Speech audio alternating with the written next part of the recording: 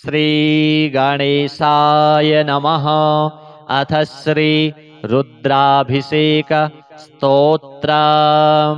कृष्णार्जुना ऊचतुः नमो भवाय शर्वाय रुद्राय वरदाय च पशूनां पतये नित्यम् उग्राय च कपर्दिने महादेवाय भीमाय त्र्यंबकाय च शान्तये ईशानाय मखघ्नाय नमोऽस्त्वन्धकघातिने कुमारगुरवे तुभ्यं नीलग्रीवाय वेधसे पिनाकिने हविष्याय सत्याय विभवे सदा विलोहिताय धूम्राय व्याधायान् पराजिते नित्यं नीलशिखण्डाय शूलिने दिव्यचक्षुषे होत्रे पोत्रे त्रिनेत्राय व्याधाय वसुरेतसे अचिन्त्यायाम्बिका भर्त्रे सर्वदेवस्तुताय च वृषध्वजाय मुण्डाय जटिने ब्रह्मचारिणे तप्यमानाय सलिले ब्रह्मण्यायाजिताय च विश्वात्मने विश्वसृजे विश्वमावृत्य तिष्ठते नमो नमस्ते सेव्याय भूतानां प्रभवे सदा ब्रह्मवक्त्राय सर्वाय शङ्कराय शिवाय च नमोऽस्तु वाचस्पतये प्रजानां पतये नमः अभिगम्याय काम्याय स्तुत्यायार्याय सर्वदा नमोऽस्तु देवदेवाय महाभूतधराय च नमो विश्वस्य पतये पत्तीनां पतये नमः नमो विश्वस्य पतये महतां पतये नमः नमः सहस्रशिरसे सहस्रभुजमृत्यवे सहस्रनेत्रपादाय नमो शङ्खेयकर्मणे नमो हिरण्यवर्णाय हिरण्यकवचाय च भक्तानुकम्पिने नित्यं सिद्ध्यतां नो वरः प्रभो। संजय उवाच एवं स्तुत्वा महादेवं वासुदेवः सहार्जुनः प्रसादयामास भवं तदा ह्यस्त्रोपलब्धये। अथ श्री शिवगौरी स्तोत्रम्। श्रीनिवासपुष्पसरपुण्ड्रचापकैः करपङ्कजैः कलितभक्तवाञ्छितां तरुणारुणारुणतनुं त्रिलोचनां ललितां भजे ललितचन्द्रचूलिकां ललिता विभूषितनिजाङ्गमूर्तये ललितेषु चापश्रेणिपाशपाणये उदयारुणाद्युतिमुषे दयाजुषे मदनेश्वराय महते नमो नमः। अञ्चत्पञ्चशिखोच्चमञ्चनिकटे चक्रासना ध्यासिनी सौन्दर्यस्य महीं नवाब्दवयसां गौरीं कुलालापिनीं मालापुष्पश्रेणीगुणाञ्चितकरां पूगप्रमाणस्तनीं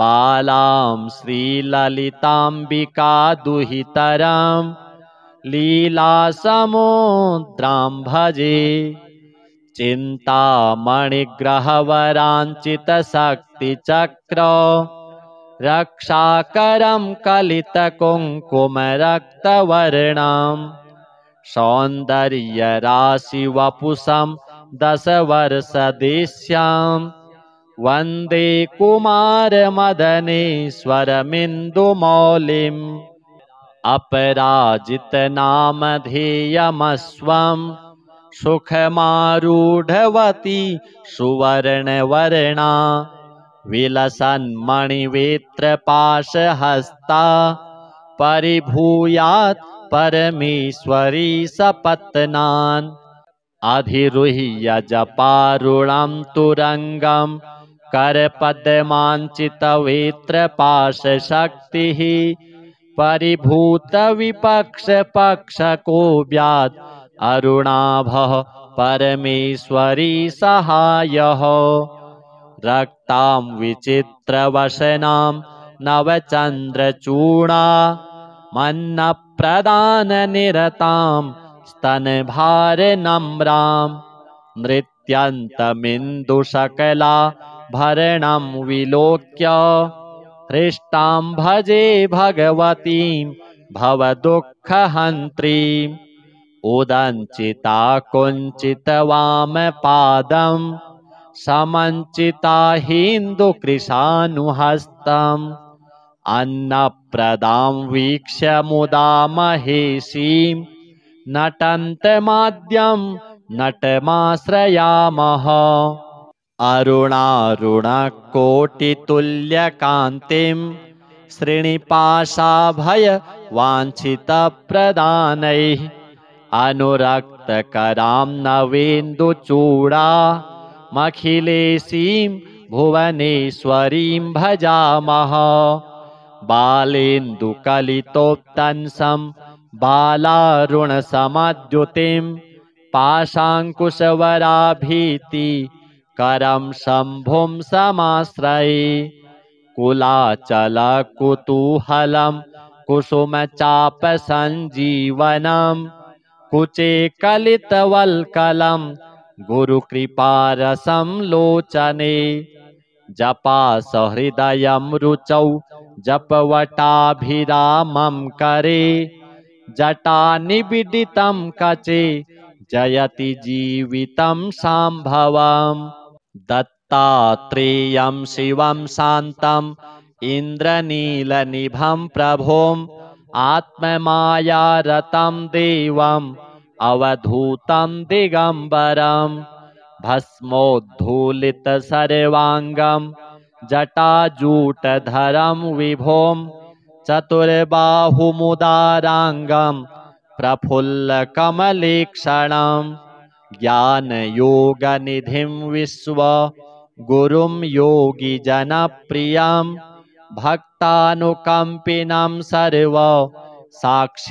सिद्धसेवितम् एवं यः सततं ध्यायेत् देवदेवं सनातनं स मुक्तः सर्वपापेभ्यो निःश्रेयसमवाप्नुयात् कृष्णार्जुना ऊचतुः नमो भवाय शर्वाय रुद्राय वरदाय च पशूनां पतये नित्यम् उग्राय च कपर्दिने महादेवाय भीमाय त्र्यम्बकाय च शान्तये ईशानाय मखघ्नाय नमोऽस्त्वन्धकघातिने कुमारगुरवे तुभ्यं नीलग्रीवाय वेधसे पिनाकिने हविष्याय सत्याय विभवे सदा विलोहिताय धूम्राय व्याधायानपराजिते नित्यं नीलशिखण्डाय शूलिने दिव्यचक्षुषे होत्रे पोत्रे त्रिनेत्राय व्याधाय वसुरेतसे अचिन्त्यायाम्बिका भर्त्रे सर्वदेवस्तुताय च वृषध्वजाय मुण्डाय जटिने ब्रह्मचारिणे तप्यमानाय सलिले ब्रह्मण्यायाजिताय च विश्वात्मने विश्वसृजे विश्वमावृत्य तिष्ठते नमो नमस्ते सेव्याय भूतानां प्रभवे सदा ब्रह्मवक्त्राय सर्वाय शङ्कराय शिवाय च नमोऽस्तु वाचस्पतये प्रजानां पतये नमः। अभिगम्याय काम्याय स्तुत्यायार्याय सर्वदा नमोऽस्तु देवदेवाय महाभूतधराय च। नमो विश्वस्य पतये पत्तीनां पतये नमः। नमो विश्वस्य पतये महतां पतये नमः। नमः सहस्रशिरसे सहस्रभुजमृत्यवे सहस्रनेत्रपादाय नमो शङ्खेयकर्मणे। नमो हिरण्यवर्णाय हिरण्यकवचाय च। भक्तानुकम्पिने नित्यं सिद्ध्यतां नो वरः प्रभो। सञ्जय उवाच एवं स्तुत्वा महादेवं वासुदेवः सहार्जुनः प्रसादयामास भवं तदा ह्यस्त्रोपलब्धये। अथ श्री शिवगौरी स्तोत्रम्। श्रीनिवासपुष्पसरपुण्ड्रचापकैः करपङ्कजैः कलितभक्तवाञ्छितां तरुणारुणारुणतनुं त्रिलोचनां ललितां भजे ललितचन्द्रचूलिकां। ललिता विभूषितनिजाङ्गमूर्तये ललितेषु चापश्रेणिपाशपाणये। उदयारुणाद्युतिमुषे दयाजुषे मदनेश्वराय महते नमो नमः। अञ्चत्पञ्चशिखोच्चमञ्चनिकटे चक्रासनाध्यासिनी सौन्दर्यस्य महीं नवाब्दवयसां गौरीं कुलालापिनीं। मालापुष्पश्रेणीगुणाञ्चितकरां पूगप्रमाणस्तनीं बालां श्रीललिताम्बिकादुहितरां लीलासमुद्रां भजे। चिन्तामणिग्रहवराञ्चितशक्तिचक्र रक्षाकरं कलितकुङ्कुमरक्तवर्णं सौन्दर्यराशिवपुषं दशवर्षदेश्यां वन्दे कुमारमदनेश्वरमिन्दुमौलिम्। अपराजितनामधेयमस्वं सुखमारूढवती सुवर्णवर्णा विलसन्मणिवेत्रपाशहस्ता परिभूयात् परमेश्वरी सपत्नान्। अधिरुह्य जपारुणं तुरङ्गं करपद्माञ्चितवेत्रपाशशक्तिः परिभूतविपक्षपक्षकोऽव्यात् अरुणाभः परमेश्वरी सहायः। रक्तां विचित्रवसनां नवचन्द्रचूडा मन्नप्रदाननिरतां स्तनभारनम्रां नृत्यन्तमिन्दुशकलाभरणं विलोक्य हृष्टां भजे भगवतीं भवदुःखहन्त्रीम्। उदञ्चिता कुञ्चितवामपादं समञ्चिता हिन्दुकृशानुहस्तम् अन्नप्रदां वीक्ष्य मुदा महेशीं नटन्तमाद्यं नटमाश्रयामः। अरुणारुणकोटितुल्यकान्तिं श्रीनिपाशाभयवाञ्छितप्रदानैः अनुरक्तकरां नवेन्दुचूडामखिलेशीं भुवनेश्वरीं भजामः। बालेन्दुकलितोत्तंसं बालारुणसमद्युतिं पाशाङ्कुशवराभीतिकरं शम्भुं समाश्रये। कुलाचलकुतूहलं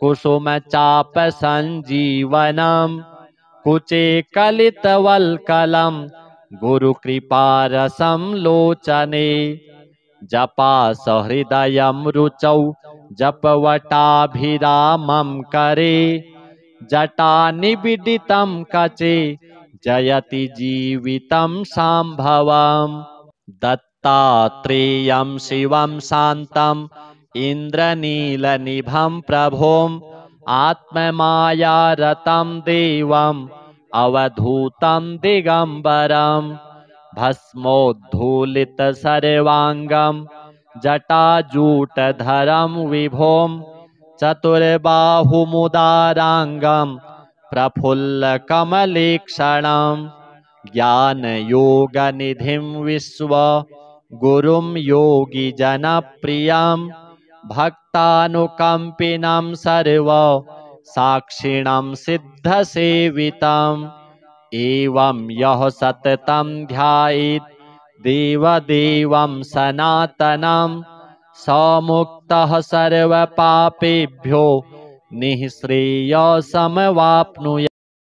कृष्णार्जुना ऊचतुः नमो भवाय शर्वाय रुद्राय वरदाय च पशूनां पतये नित्यम् उग्राय च कपर्दिने महादेवाय भीमाय त्र्यम्बकाय च शान्तये ईशानाय मखघ्नाय नमोऽस्त्वन्धकघातिने कुमारगुरवे तुभ्यं नीलग्रीवाय वेधसे पिनाकिने हविष्याय सत्याय विभवे सदा विलोहिताय धूम्राय व्याधायान्पराजिते नित्यं नीलशिखण्डाय शूलिने दिव्यचक्षुषे होत्रे पोत्रे त्रिनेत्राय व्याधाय वसुरेतसे अचिन्त्यायाम्बिका भर्त्रे सर्वदेवस्तुताय च वृषध्वजाय मुण्डाय जटिने ब्रह्मचारिणे तप्यमानाय सलिले ब्रह्मण्यायाजिताय च विश्वात्मने विश्वसृजे विश्वमावृत्य तिष्ठते नमो नमस्ते सेव्याय भूतानां प्रभवे सदा ब्रह्मवक्त्राय सर्वाय शङ्कराय शिवाय च नमोऽस्तु वाचस्पतये प्रजानां पतये नमः अभिगम्याय काम्याय स्तुत्यायार्याय सर्वदा नमोऽस्तु देवदेवाय महाभूतधराय च नमो विश्वस्य पतये पत्तीनां पतये नमः नमो विश्वस्य पतये महतां पतये नमः नमः सहस्रशिरसे सहस्रभुजमृत्यवे सहस्रनेत्रपादाय नमो शङ्खेयकर्मणे नमो हिरण्यवर्णाय हिरण्यकवचाय च भक्तानुकम्पिने नित्यं सिद्ध्यतां नो वरः प्रभो सञ्जय उवाच एवं स्तुत्वा महादेवं वासुदेवः सहार्जुनः प्रसादयामास भवं तदा ह्यस्त्रोपलब्धये अथ श्री शिवगौरी स्तोत्रम् श्रीनिवासपुष्पसरपुण्ड्रचापकैः करपङ्कजैः कलितभक्तवाञ्छिताम् तरुणारुणारुणतनुं त्रिलोचनाम् ललितां भजे ललितचन्द्रचूलिकाम् ललिता विभूषितनिजाङ्गमूर्तये ललितेषु चापश्रेणिपाशपाणये उदयारुणाद्युतिमुषे दयाजुषे मदनेश्वराय महते नमो नमः। अञ्चत् पञ्चशिखोच्च मञ्च निकटे चक्रासना ध्यासिनी सौन्दर्यस्य महीं नवाब्दवयसां गौरीं कुलालापिनीं माला पुष्पश्रेणीगुणाञ्चितकरां पूगप्रमाणस्तनीं बालां श्रीललिताम्बिका दुहितरां लीलासमुद्रां भजे चिन्तामणिग्रहवराञ्चितशक्तिचक्र रक्षाकरं कलितकुङ्कुमरक्तवर्णां सौन्दर्यराशिवपुषं दशवर्षदेश्यां वन्दे कुमारमदनेश्वरमिन्दुमौलिम् अपराजितनामधेयमस्वं सुखमारूढवती सुवर्णवर्णा विलसन्मणिवेत्रपाशहस्ता परिभूयात् परमेश्वरी सपत्नान् अधिरुह्य जपारुणं तुरङ्गं करपद्माञ्चितवेत्रपाशशक्तिः परिभूतविपक्षपक्षकोऽव्यात् अरुणाभः परमेश्वरी सहायः रक्तां विचित्रवसनां नवचन्द्रचूडा मन्नप्रदाननिरतां स्तनभारनम्रां नृत्यन्तमिन्दुशकलाभरणं विलोक्य हृष्टां भजे भगवतीं भवदुःखहन्त्रीम् उदञ्चिता कुञ्चितवामपादं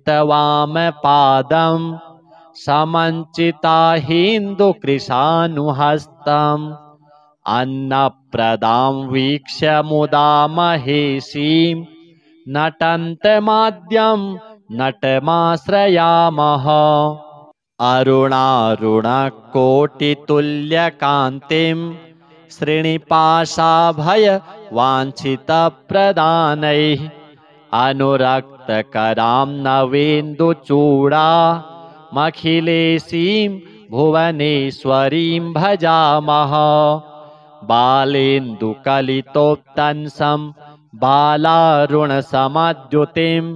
पाशाङ्कुशवराभीतिकरं शम्भुं समाश्रये कुलाचलकुतूहलं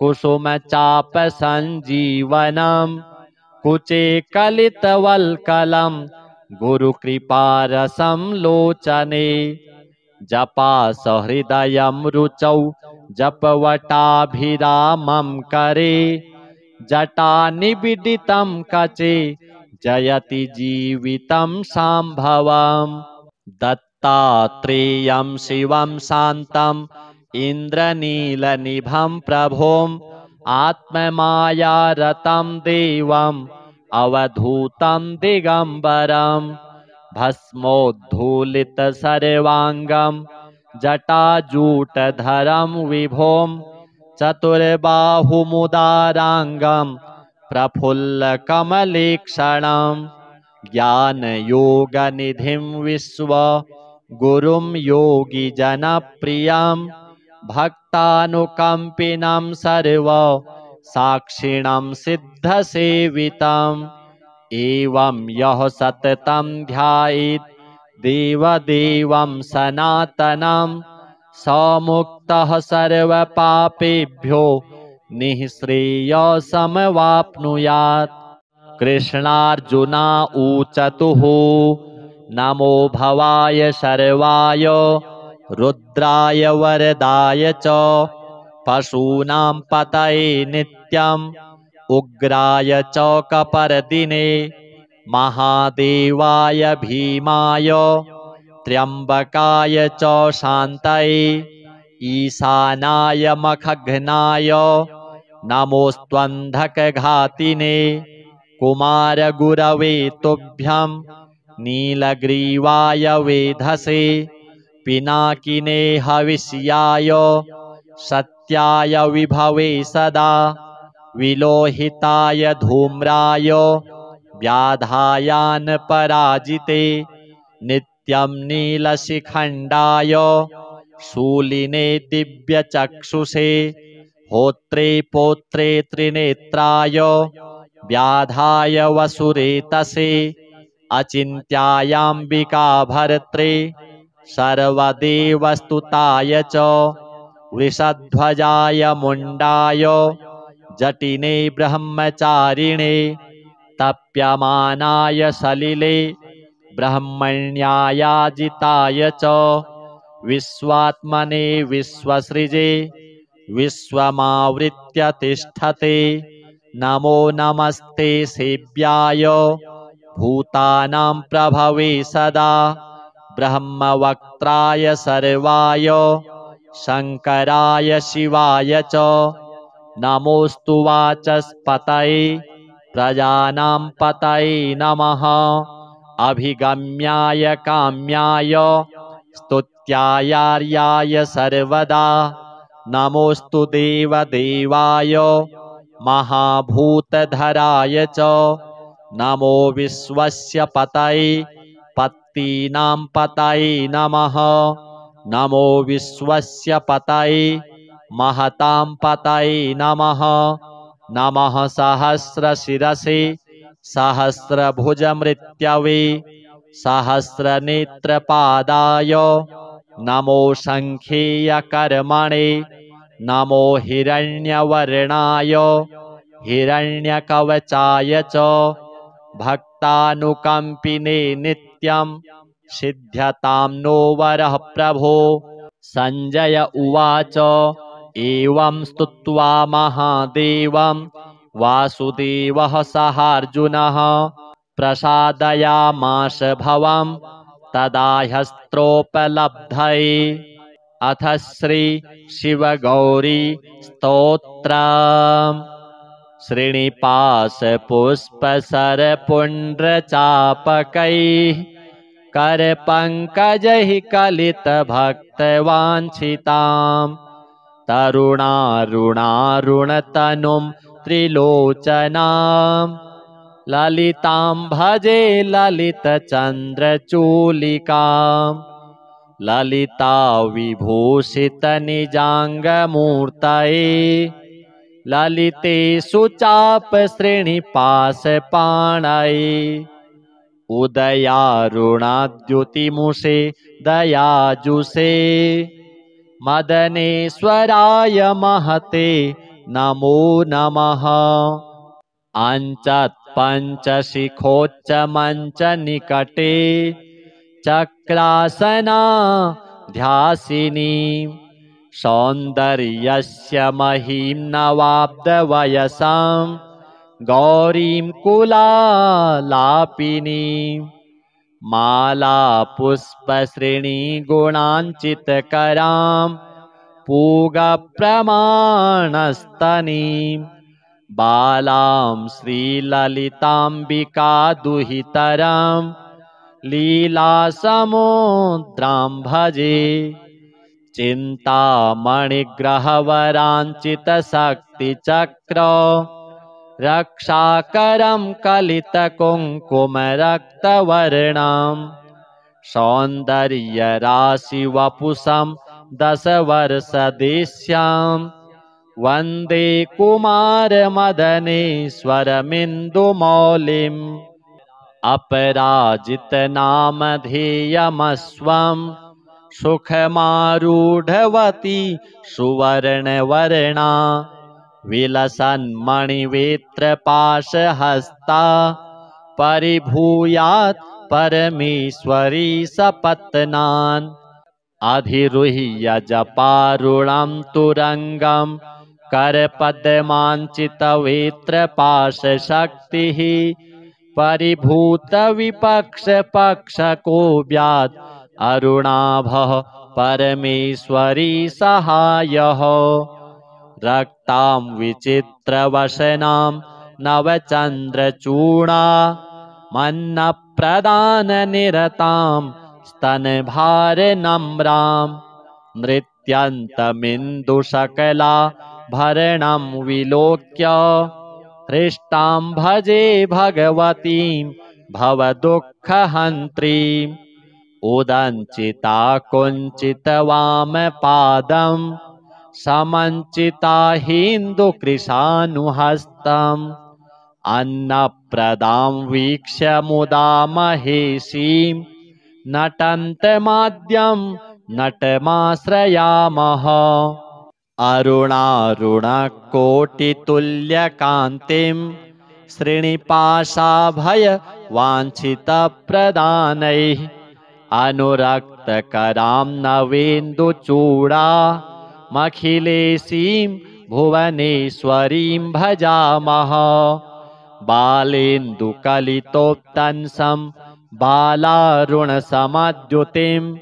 पाशाङ्कुशवराभीतिकरं शम्भुं समाश्रये कुलाचलकुतूहलं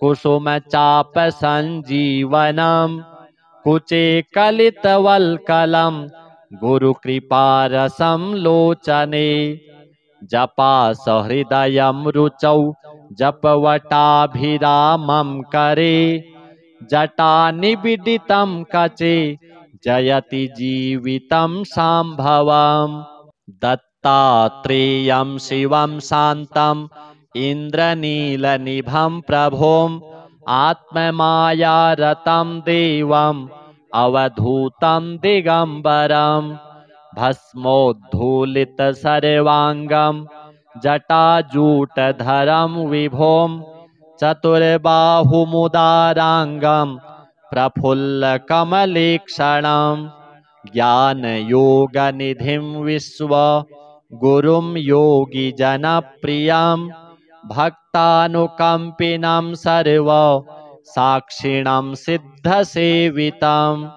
एवं यः सततं ध्यायेत् देवदेवं सनातनं स मुक्तः सर्वपापेभ्यो निःश्रेयसमवाप्नुयात्।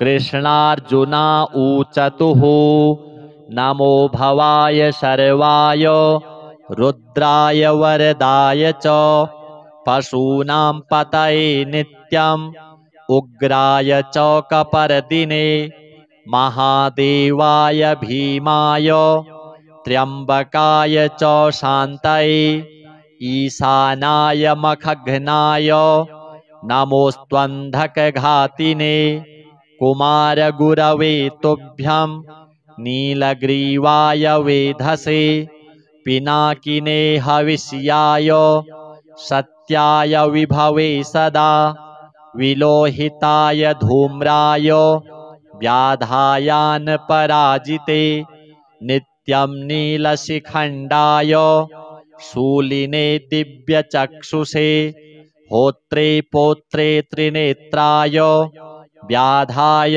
वसुरेतसे अचिन्त्यायाम्बिका भर्त्रे सर्वदेवस्तुताय च वृषध्वजाय मुण्डाय जटिने ब्रह्मचारिणे तप्यमानाय सलिले ब्रह्मण्यायाजिताय च विश्वात्मने विश्वसृजे विश्वमावृत्य तिष्ठते नमो नमस्ते सेव्याय भूतानां प्रभवे सदा ब्रह्मवक्त्राय सर्वाय शङ्कराय शिवाय च नमोऽस्तु वाचस्पतये प्रजानां पतये नमः अभिगम्याय काम्याय स्तुत्यायार्याय सर्वदा नमोऽस्तु देवदेवाय महाभूतधराय च नमो विश्वस्य पतये पत्तीनां पतये नमः नमो विश्वस्य पतये महतां पतये नमः नमः सहस्रशिरसे सहस्रभुजमृत्यवे सहस्रनेत्रपादाय नमो शङ्खेयकर्मणे नमो हिरण्यवर्णाय हिरण्यकवचाय च भक्तानुकम्पिने नित्यं सिद्ध्यतां नो वरः प्रभो। सञ्जय उवाच एवं स्तुत्वा महादेवं वासुदेवः सहार्जुनः प्रसादयामास भवं तदा ह्यस्त्रोपलब्धये। अथ श्री शिवगौरी स्तोत्रम्। श्रीनिवासपुष्पसरपुण्ड्रचापकैः करपङ्कजैः कलितभक्तवाञ्छितां तरुणारुणारुणतनुं त्रिलोचनां ललितां भजे ललितचन्द्रचूलिकां ललिता विभूषितनिजाङ्गमूर्तये ललितेषु चापश्रेणिपाशपाणये उदयारुणाद्युतिमुषे दयाजुषे मदनेश्वराय महते नमो नमः।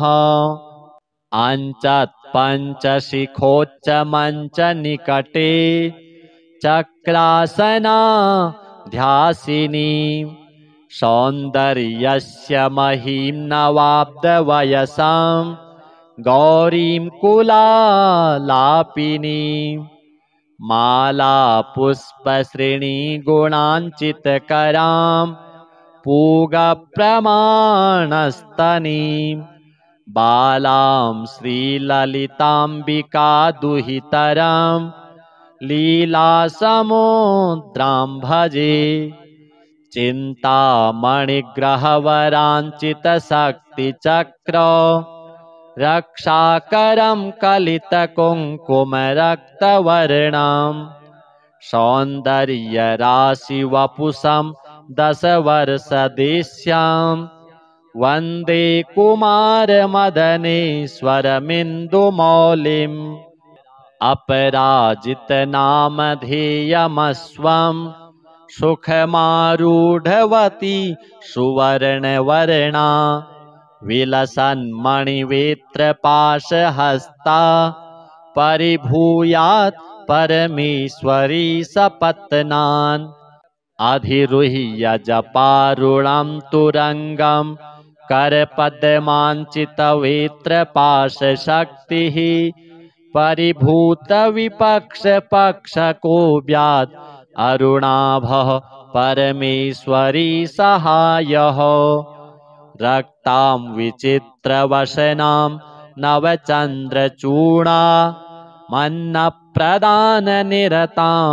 स्तनभारनम्रां नृत्यन्तमिन्दुशकला भरणं विलोक्य हृष्टां भजे भगवतीं भवदुःखहन्त्रीम् उदञ्चिता कुञ्चितवामपादं समञ्चिता हिन्दुकृशानुहस्तम् अन्नप्रदां वीक्ष्य मुदा महेशीं नटन्तमाद्यं नटमाश्रयामः। अरुणारुणकोटितुल्यकान्तिं श्रीनिपाशाभयवाञ्छितप्रदानैः अनुरक्तकरां नवेन्दुचूडामखिलेशीं भुवनेश्वरीं भजामः।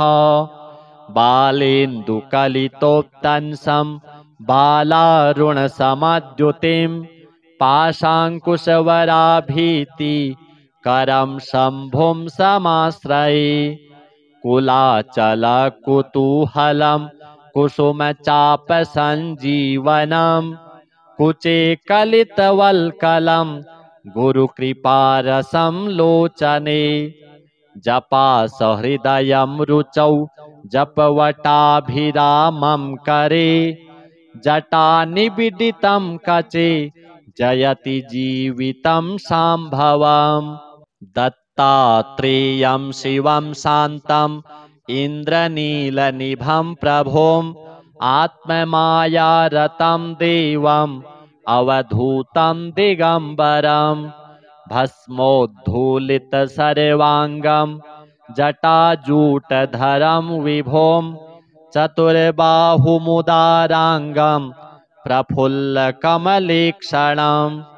ज्ञानयोगनिधिं विश्वगुरुं योगिजनप्रियं भक्तानुकम्पिनं सर्वसाक्षिणं सिद्धसेवितम् एवं यः सततं ध्यायेत् देवदेवं सनातनं स मुक्तः सर्वपापेभ्यो निःश्रेयसमवाप्नुयात्।